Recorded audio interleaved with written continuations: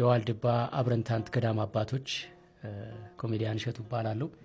ይህንን ቪዲዮ የምሰራው በቅርቡ በዋልድባ ገዳም ዙሪያ በሰራነው ዶክመንተሪ ቪዲዮ ላይ የተነሱ በአባቶች የተነሱ ጥያቄዎችና ቅሬታዎች ስላሉ ለዛ እንግዲህ የምንመልሰውን ለመመለስ ይቅርታ የምንጠይቀውን ለመጠየቅ የምናስረዳውን ለማስረዳት እንደ ልጅነታችን አባቶቻችን እንዳይቀየሙን እንዳያኮርፉን ከእግዚአብሔርም በረከት እንዳናጣ በጣም በርካታ ነጥቦች ተነስተዋልና ለነዛ መልስ ለመስጠት ነው።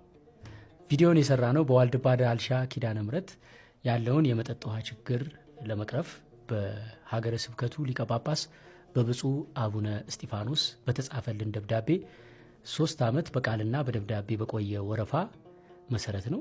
የውሃ ችግር መኖሩን በደንብ አድርገው ጠቅሰው ቢሰራላቸው ደስተኛ እንደሆኑ ጠቅሰው ይህንን ደብዳቤ ወደ ዶንኪቲዩብ ጽፈዋል።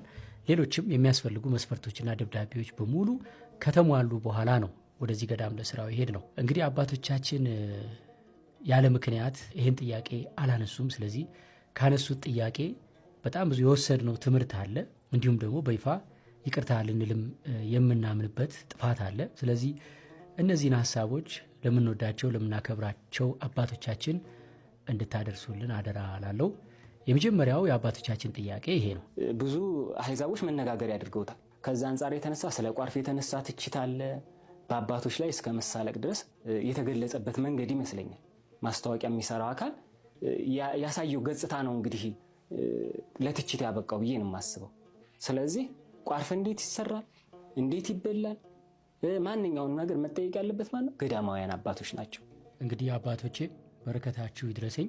እኔ ልጃችሁ እንዲህ አይነት የቤተ ክርስቲያን ስራዎችን ከዚህ ቀደም እግዚአብሔር ፈቅዶልን በሱ ቸርነት በድንግል ማርያም አማላጅነት የተወሰኑ ቪዲዮዎችን ሰርተናል።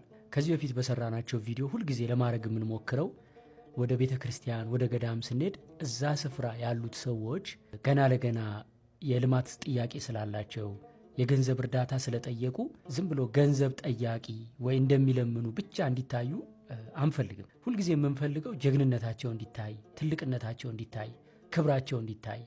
ኢቭን ይህን የልማት ጥያቄ ወደኛ የሚያመጡት እግዚአብሔር ከነሱ በረከት እኛን ሊያሳትፈን ሊያድነን እንደሆነ ተመልካች ሁሌ እርግጠኛ እንዲሆን እንፈልጋለን። ከዚህ በፊት የሰራናቸውን ስራዎች በምሳሌ ባነሳ ለንደን ላይ በሰራ ነው የጸርሐ ጽዮን ማርያም ቤተክርስቲያን ቪዲዮ ላይ ያሳየ ነው የውጭ ዜጎች እንኳን ሆነው ምን ያክል ለተዋህዶ ፍቅር እንዳላቸው ምን ያክል ከኛ በላይ ቤተክርስቲያንን እንደሚራቡ እንደሚጠሙ ነው እንጂ ለህንፃ ማስጨረሻ ስጡን ብለው እንደሚለምኑ አይደለም። ቪዲዮውን ስናየው እንዲሰማን የፈለግ ነው። እግዚአብሔር ፍቅሩ ያም ተሳክቶልን ያ ነገር እንደዛ ሆኗል። በኳታርም ስንሄድ የኳታር ስላሴን ቤተክርስቲያን መጀመሪያ ዶክመንተሪ ስንሰራ ብሎ ልመና ሳይሆን ምን ያክል ጀግና እንደሆኑ የሰው ቤት እየሰሩ አርብ ከሰው ቤት በምትሰጣቸው ረፍት ሌሊት ላባቸው እንደ ወንዝ እየወረደ እንጀራ እየጋገሩ እንጀራ በወጥ ሸጠው ቤተክርስቲያን የገነቡ ቤተክርስቲያን የራባቸው ጀግና እንደሆኑ ለማሳየት ሞክረናል። ልክ በዋልድባም ኬስ ስንመጣ አባታችን እርስዎ እንዳሉት ቋርፉ እንዴት እንደሚሰራ የገዳሙ አባቶች ማብራራት እንዳለባቸው በትክክል አምናለሁ። ይህንንም ገዳሙ በመደበልን አባት ማብራሪያ እንዲሰጡልን አድርገናል። ቪዲዮም ላይ እንዴት እንደሚሰራ እኛ አባት እሳቸው ሲያብራሩ እኛ ቋርፉን እያሳየን ነበር። በምስል ድምጻቸው ይሰማል፣ በምስል ግን እያሳየን ነበር። ቋርፍ የሚዘጋጀው ጠበሌ ገመሎ ይባላል። የሚቆፈርም ከመስከረም 12 እስከ ጥቅምት 12። መራራ የተደረገው ለምንድን ነው? የክርስቶስ መከራ የዕለተ ዓርቡን ሐሞቱን ለማሰብ አባቶቻችን ቅዱሳን ይህን እየተመገቡ የክርስቶስ መከራ ያስታውሱበት ነበረ። ቋርፉን ስቀምሰው አባቶቼ ለማሳየት የፈለግኩት እኔ የውሸትም ያጋነንኩት ሪአክሽን ወይም ግብረ መልስ የለም። በትክክል በእውነት ቋርፉ ያለውን ምሬት ለመብላት የሚከብድ እንደሆነ እዚህ ጋር ለማሳየት የፈለግኩት እኛ የላመ የጣመ እየበላን ከተማ ላይ ምግብ መወዳደሪያ ነው አባቶቼ። እኛ ዛሬ 1000 ብር ምግብ ከበላን ነገ የ3000 እና የ4000 ብር ውድ ሆቴል ሄደን ለመብላት ነው የምንመኘው። ኢቭን የበላነውን ነገር ፎቶ አንስተን ሶሻል ሚዲያ ላይ እንለቀዋለን። እዩት እኔ የምበላው እኮ ከእናንተ የተሻለ ነው እያልን በምግብ ሰዎችን መብለጥ የምንፈልግበት ዘመን ላይ ነን። ምግብ ሲባል ለእኛ ከስታርተር እስከ ዲዘርት 3-4 አይነት አማራጭ ያለው በጣፋጭ ምግቦች የተከሸነ ጣዕም በቃ ከዕለት ዕለት ምላሳችን የተሻለ ጣዕም እየለመደ እንደው መደበኛ ምግብ ሲቀርብልን ፈጣሪን የምናማርርበት ዘመን ላይ ነው ያለ ነው።